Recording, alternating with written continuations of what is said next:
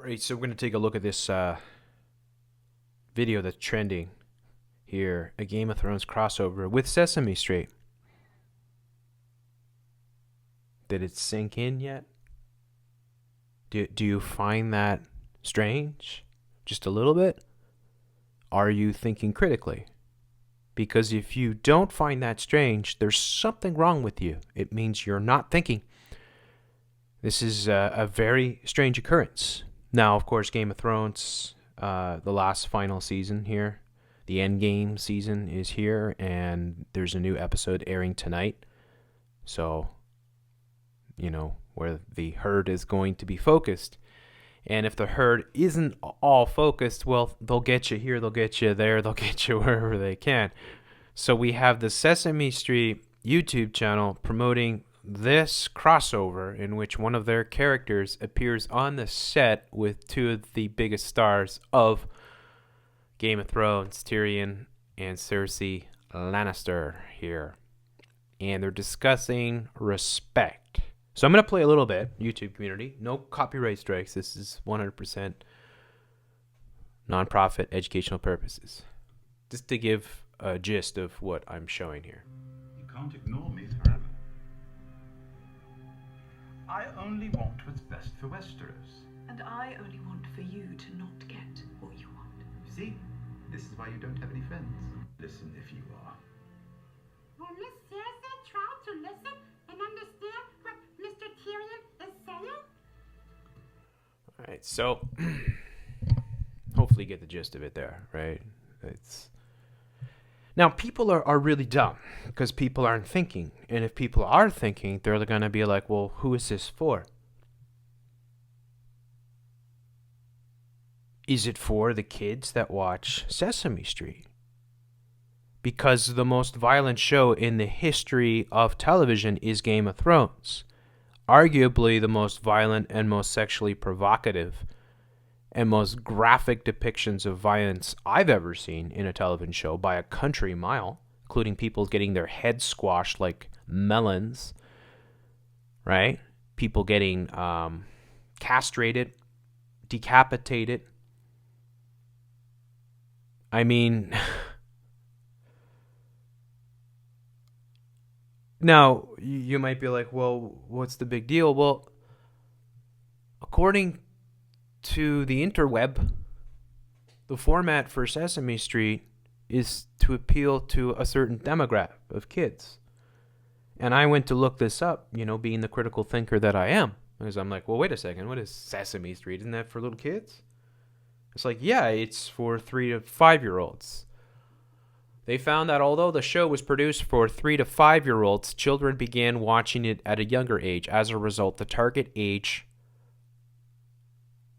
of Sesame Street shifted downward from 4 to 3 years. So I want you just to digest that for a second. The target age for Sesame Street is 3-year-olds. According to Wikipedia.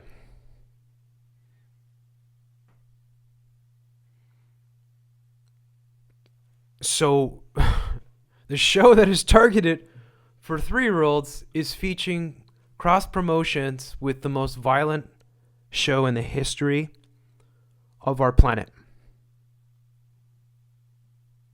So what is going on here? Do they want the people that watch Game of Thrones to watch Sesame Street? Well, yeah, for sure. Suspend a childhood, go to Supreme Lord Commander and learn all about that. But I would wager that they want the kids as young as possible to be watching Game of Thrones. Yeah, I would definitely wager that. And I find it's just crazy. This is featured on trending on YouTube, of course. And then you get the diversity, the rainbow unicorn, the homosexual programming, everything else that comes with Sesame Street as well. And there's more of your crossovers where you have Ian McKellen, a creature from hell, of course, and it's just an example. And I imagine nobody here really, bats an eyelash here, these comments. This should have ended with the mountain tickling Elmo.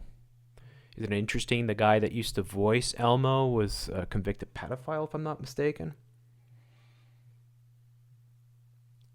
Marvel Infinity War is the most ambitious crossover event in history.